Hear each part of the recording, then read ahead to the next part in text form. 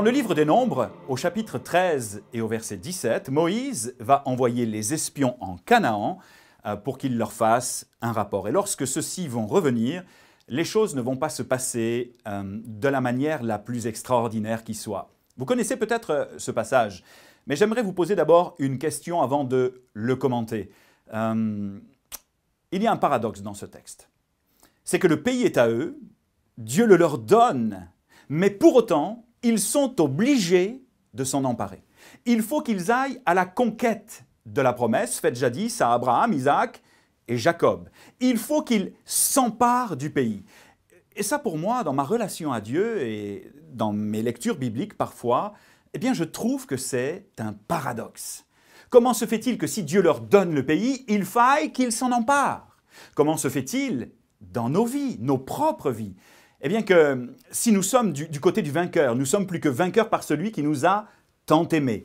Nous sommes sauvés, passés de ténèbres à la lumière, de la mort à la vie, et que tout est disponible. Comment se fait-il qu'il faille nous battre parfois pendant de nombreuses années pour entrer dans nos promesses? Comment se fait-il qu'il nous faille traverser la vallée de l'ombre de la mort souvent et de nombreuses tentations, de nombreuses déceptions, de nombreuses luttes pour posséder ce que Dieu nous a déjà donné? Il y aurait tant à dire et tellement de réponses à donner, mais celle que je voudrais vous livrer aujourd'hui est la suivante. Entre la promesse et l'accomplissement de la promesse, je crois que Dieu veut exercer nos mains au combat. Je la répète, entre la promesse et l'accomplissement de la promesse, Dieu veut exercer nos mains au combat. Il y a quelque chose d'important que vous devez considérer dans ce texte. C'est qu'ils auraient dû entrer en Canaan.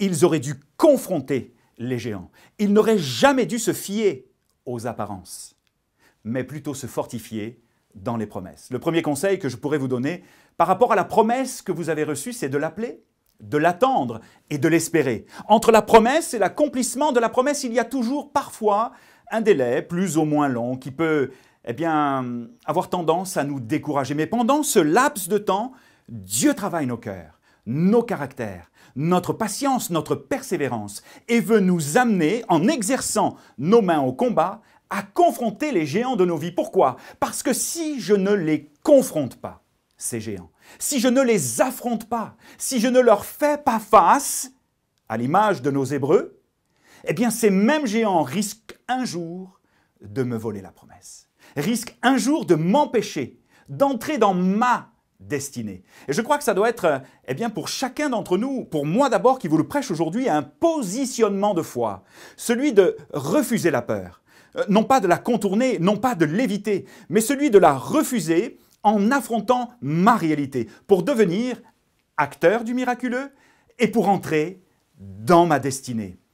De quoi ont-ils eu peur en fait? Ils ont eu peur de géants, mais Dieu leur donnait la victoire. Il y a une chose qui va faire tout basculer, c'est que lorsqu'ils vont rentrer de Canaan, ils vont donner un constat sommaire assez positif. Mais il y a un mot qui va tout faire basculer, justement, ce mais, M-A-I-S. Le pays, Moïse, est extraordinaire. Oui, mais. Regarde les grappes de raisin. Oui, mais. Ce mais qui est une porte ouverte vers les impossibilités et une porte fermée vers les possibilités. Il y a dans nos vies, dans nos traversées du désert, entre la promesse et l'accomplissement de la promesse, dans ce laps de temps où Dieu exerce nos mains en combat, il y a dans nos vies des mais qu'il nous faut tuer, afin de rouvrir les portes qui sont fermées et de fermer celles qui sont déjà ouvertes, mais qui ne sont pas les bonnes portes. La deuxième chose que nous constatons, c'est qu'ils sont profondément négatifs. Ils ne croient pas qu'il est possible d'accomplir, entre parenthèses, de grands exploits avec Dieu. Ils doutent. Pour autant, tout est possible, nous le savons, à celui qui croit. Et tout est possible à Dieu.